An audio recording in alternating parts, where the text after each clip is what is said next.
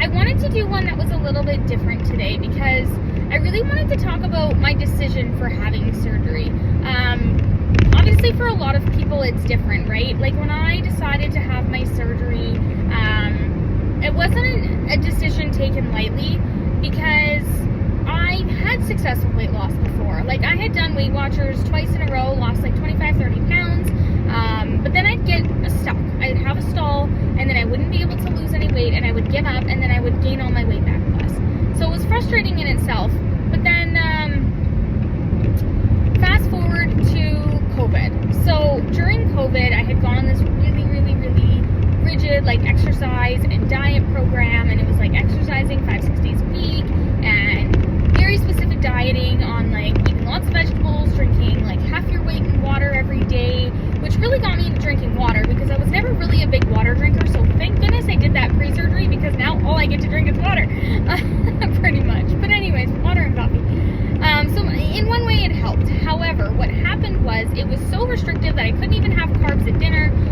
You were limited on carbs throughout the day. They taught you all this stuff about not having carbs. And it was funny because when I talked to the dietitians during my call, they were like, no, carbs are good. Like you need carbs. And it's true. You need to have an element of everything in your life. Like everything is okay in moderation. It's about what you're eating, the quantities you're eating, not so much cutting out a certain food. Now there's exceptions to that if you're obviously celiac or stuff like that. Obviously there's certain things that aren't going to work for you. But if it's just because you're trying to cut it out because it's not good for you, that's not necessarily the case. And there's healthier versions of everything. We all know that, right? So if there's one thing this has taught me, it's to find the highest protein version of everything. So yeah, with this, after this diet, I had lost like 65 pounds. My starting weight at that time was lower, obviously, because we all know when we lose weight and then we gain it back plus. So I had gained back a lot of weight, and I was at a point where it just seemed like no matter what I did, diet or exercise wise, I was sticking around the same 5 pounds. I would gain it, I would lose it, I would gain it, I would lose it, but I could not actually lose weight.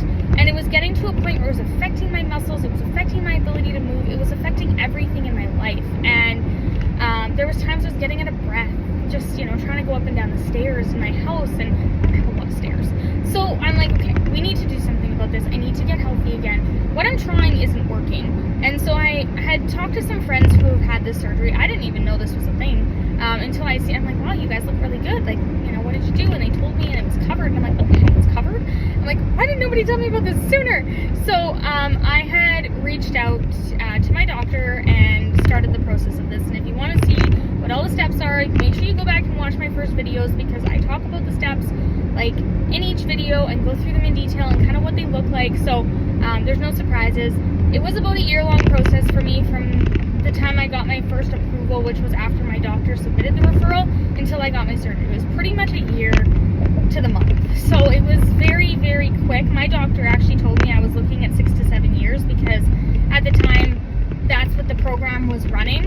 So like I was honestly, when I first went to meet with her, I was a little bit defeated because I'm like, seriously, this is going to take too long, and it didn't take that long at all. So in that regard, I'm very grateful. Now there is some people it takes a little bit longer. Some people need some follow-ups with either the dietitians or the kinesiologists or the social workers. So just depending on where you're at in life, right? My best advice to you though is if you are going to try and go through this program, my number one thing is when you have your call with the nurse, because that should be your first call, make sure to listen to what she tells you, because she's going to give you all of the things that the dietitian and the kinesiologist want you working towards, and it's really important that you have those in place. She'll also talk to you a little bit about your support system, making sure you have a support system, and that's a big thing that the social worker will talk to you about is your support system, making sure you have one in place, and who your people are going to be, and also just to make sure you're in the right frame of mind for the surgery. For me, I talked a lot about this being a reset for me, because for me that's what this was. It was a reset. It's not a fix, but it's a reset to get my body back to almost like a factory setting and be able to start over and relearn how to eat properly, so to speak, in smaller quantities. So that's why I did it for me, guys. Everybody might have a different reason, but for me that was my why. And it was like like I need to be healthy. I have a young daughter who needs me, and I don't want to be that person that's struggling to get around. Like, I was at a crossroads because I'm not super overweight, but because I'm short, like, I'm heavy for my height, right? And so that was the issue. It's not like I'm this huge person, but based on typical standards, because of my height, I'm like morbidly obese, right? Or I was. I don't know what I am now, but at the time I was like morbidly obese because of my height to weight ratio. So for some people, they could carry my weight no problem and not even really be obese, but I'm very short in stature, so I do need to be quite a bit lighter. So my end goal in an ideal world would be to lose like 100 pounds. But at this point, I will be happy just to see where I get to. Like, I have some little goals, and I like to work in like milestones. So like, it's good to have a big goal, right? So my big goal is like 100 pounds. But it's also really good to have little stepping stone goals. So to have goals along the way so that you have little things to celebrate when you get to them, that's really, really important, because otherwise it's really easy to lose motivation. So we'll do a different video on goal setting. I think I may have even done one before. But anyways, we'll chat about that another time. So anyways, thank you guys so much for watching. Make sure to like and subscribe, and come back tomorrow for the next one. Until then, bye guys.